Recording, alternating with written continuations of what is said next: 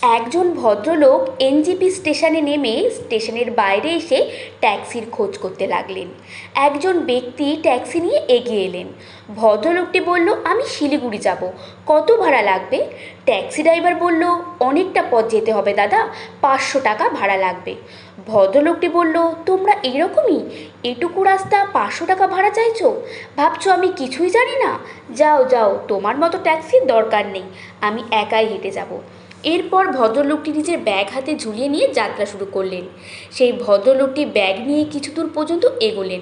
মাথার ওপরে গ্রীষ্মের গনগনে রোদে তিনি শীঘ্রই নাজেহাল হয়ে পড়লেন। মনে মনে আবার তিনি ট্যাক্সির খোঁজ করতে লাগলেন। কিছু দূর যাওয়ার পর আবার পুনরায় সেই ট্যাক্সিটিকেই দেখলেন। এরপরেই সেই ভদ্রলোক আর কোনো উপায় না পেয়ে ট্যাক্সিটিকে দাঁড় করালেন। ভদ্রলোকটি তখন ড্রাইভারকে বলল, ভাই, আমি তো এবার প্রায় অর্ধেকটা রাস্তা চলে এসেছি, তাহলে এবার কত টাকা লাগবে? ড্রাইভার বলল, এবার 750 টাকা লাগবে। লোকটি বলল, তোমরা তাজ্জব লোক তো, দেখছো যে আমি আর পারছি না তাই দাম বাড়িয়ে দিলে? আমি তো অর্ধেকটা রাস্তা চলে এসেছি, হিসাব মতো 250 টাকা হওয়ার কথা। ড্রাইভারটি তখন বলল, এতক্ষণ ধরে আপনি যে রাস্তায় হাঁটছিলেন সেটা শিলিগুড়ির উল্টো দিকের রাস্তা।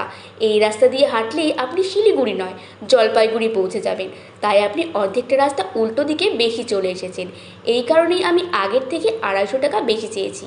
এরপর সেই লোকটি আর কোনো মন্তব্য না করে ট্যাক্সিতে উঠে পড়লেন।